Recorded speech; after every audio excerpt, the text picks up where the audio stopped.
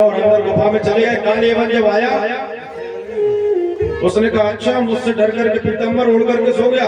पैर से मार करके महाराजा मुचकुंद को जगाया।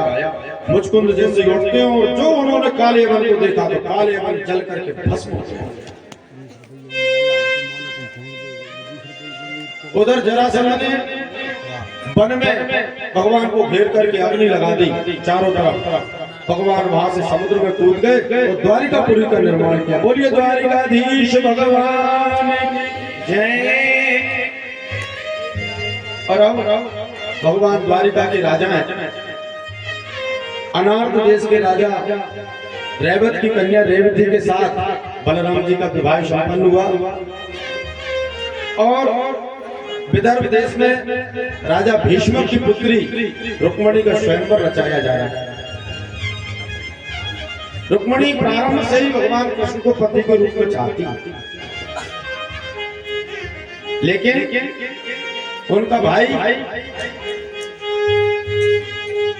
रुक्मी चाहता है कि चेदी नरेश शिशुपाल से रुक्मणी का विवाह हो और उसने उनको निमंत्रण देकर के बुला भी।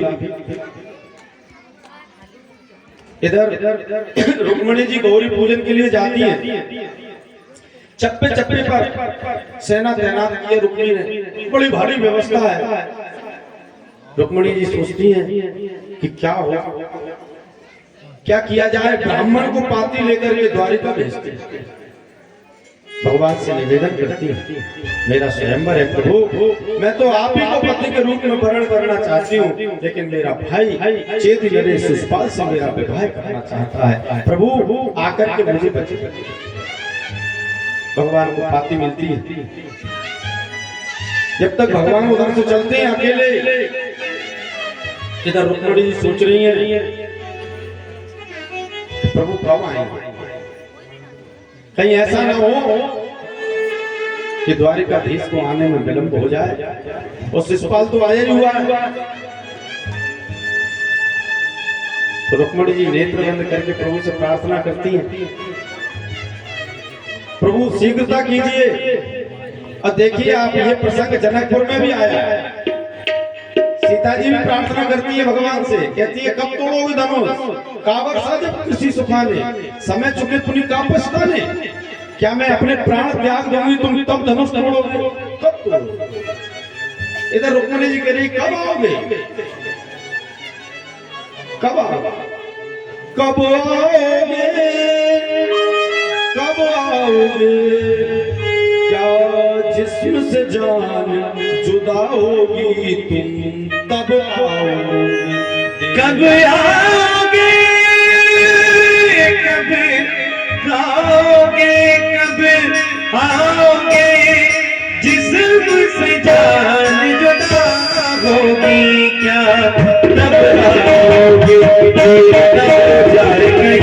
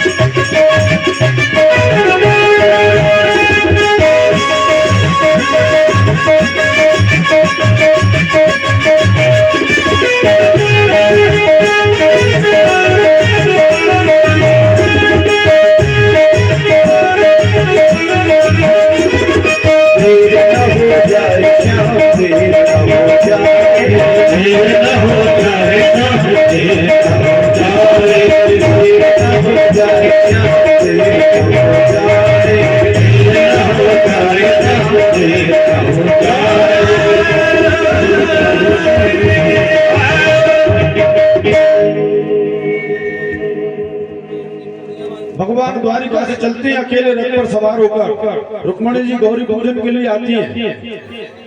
इधर भगवान रुक्मिणी ने कदम कदम पर अपनी सेना तैयार कर रखी थी, कदम कदम पर सैनिक लगा रखे थे। इधर भगवान जब आते हैं सैनिकों के बीच से सबको ये ताकीद की गई थी, ये समझाया गया था, सावधान किया गया था कि कन्हैया को नहीं आने देना है और अगर आ जाए तो उन्हें बंदी बना देना है। लेकिन सारे सैनिक देखते रहते हैं।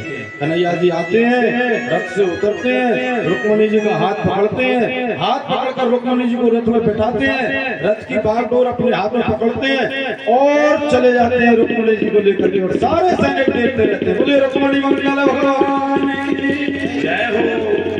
बाद में जब होश आता है, जब रथ की ध्वजा ही दिखना बंद हो जाती है, क्या हो गया?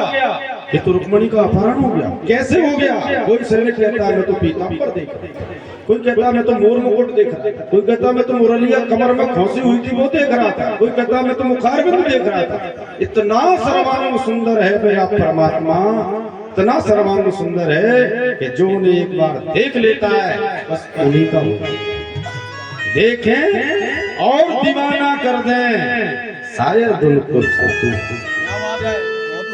जिधर को देख ले, जिधर भी देखिए, जिधर भी देखिए तेरे दीवाने हुए बैठे। हजारों मर गए, लाखों तैयार हुए, कमी नहीं है, सब देखते रहते हैं। और रुक्मिणी जी को लेकर के कन्हैया जी चले जाते। खबर पड़ती है रुक्मिणी को, सेना लेकर के आता है, युद्ध होता है, भगवान रुक्मिणी को परास्त करते हैं। उसके बाद भगवान के 16,108 विवाह हुए, जिनमें 8 पट्ट रानियां थी, पट्ट महिषी, और 16,100 भगवान की रानियां थी। ये रुक्मिणी जी से भगवान का प्रथम विवाह संपन्न हुआ। दूसरा विवाह भगवान का हुआ सत्यभामा जी के साथ, सत्रजित की कन्या। सत्रजित ने स्यमंतक मणि प्राप्त की थी सूर्य की उपासना।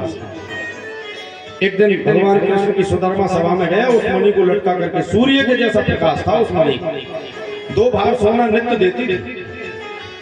अक्रूर जी ने ऐसा परामर्श दिया कि कुल 3 प्राणी हैं, क्या करेंगे इतनी मणि से दिए हुए सोने का, क्यों ना राजकोष में जमा कर दी जाए। सत्रजित को प्रस्ताव अच्छा नहीं लगा। वह घर आया, आकर के मणि को सुरक्षित रख दिया। उसका भाई प्रसेन एक दिन मणि को पहन करके शिकार खेलने के लिए गया। प्रसेन का वध एक सिंह ने किया और मणि लेकर के सिंह चला गया। सिंह का वध एक ऋक्ष ने किया और मणि लेकर के वो ऋक्ष चला गया अपनी गुफा में ऋक्षराज। सत्रजित ने मणि की चोरी का कलंक भगवान पर रखा कि ये चाहते थे कि मणि राजकोष में जमा कर दी जाए, इसलिए इन्होंने मेरे भाई प्रसेन को मार करके मणि ले ली। भगवान को चोरी का कलंक लगता है। कलंक को मिटाने के लिए भगवान वन में जाते हैं प्रसेन की सुधि लेने के लिए। एक जगह प्रसेन मरा हुआ पड़ा था, तो वहां पर बाघ व्याघ्र के नख थे, सिंह थे, सिंह के चरण चिन्ह थे। सिंह के चरण चिन्हों का पीछा करते करते भगवान पहुंचे तो एक जगह सिंह मरा पड़ा था, वहां पर ऋक्ष के चरण चिन्ह थे। ऋक्ष के चरण चिन्हों का पीछा करते करते जब भगवान पहुंचे तो ऋक्षराज जामवंत की पुत्री जामवंती मणि से खेल रही थी। भगवान पहुंचे, जामवंत ने जब आया हुआ देखा भगवान को तो उसने पर भगवान से युद्ध।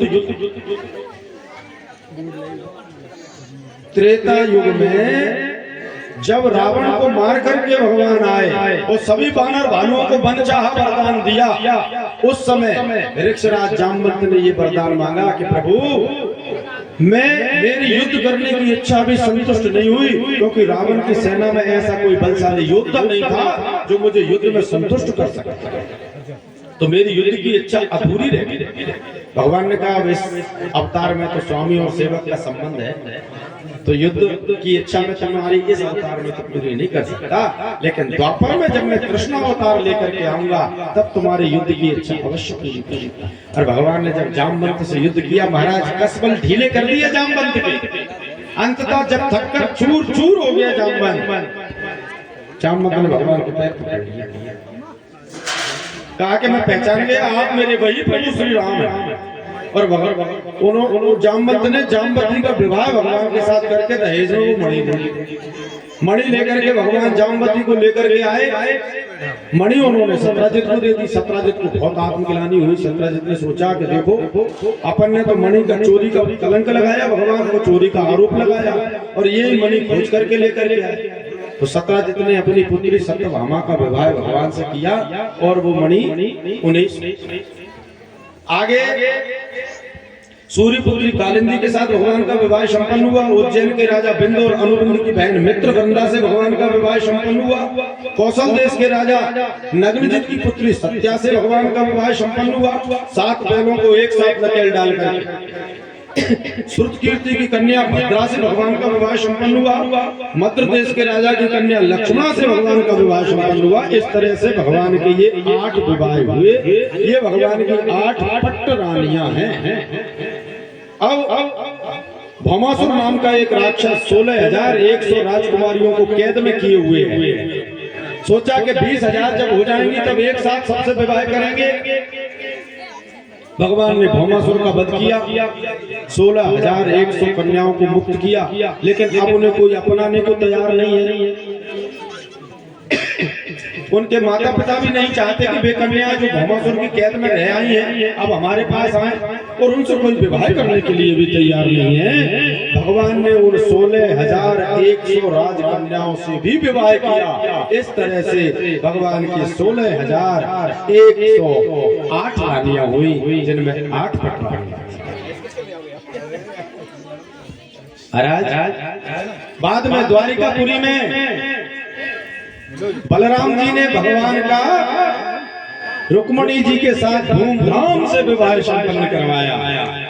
और अब रुक्मणी जी को उनकी सखियां तैयार कर रही हैं विवाह के लिए। आप लोग भी तैयार हो जाइए, भगवान का विवाह है, हृदय से आनंद लीजिए।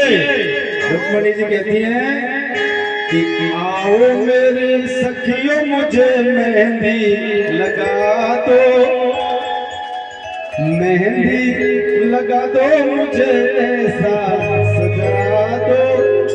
कैसा? मुझे श्याम सुंदर की दुल्हन बना दो, श्याम सुंदर की दुल्हन बना दो।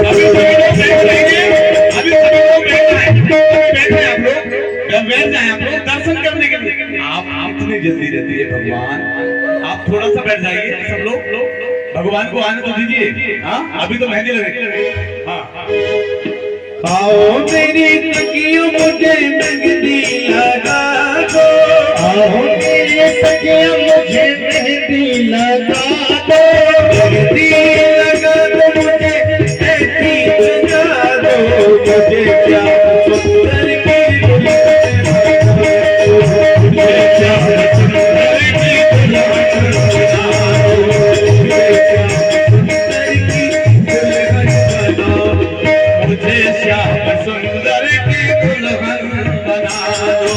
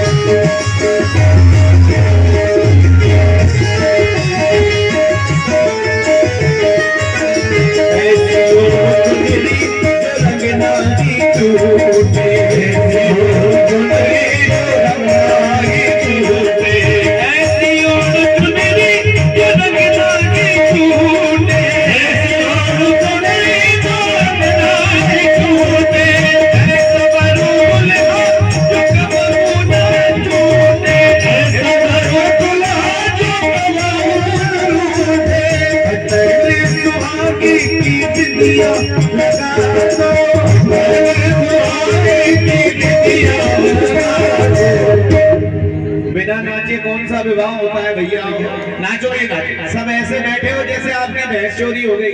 आज मेरे श्याम की शादी है, आज मेरे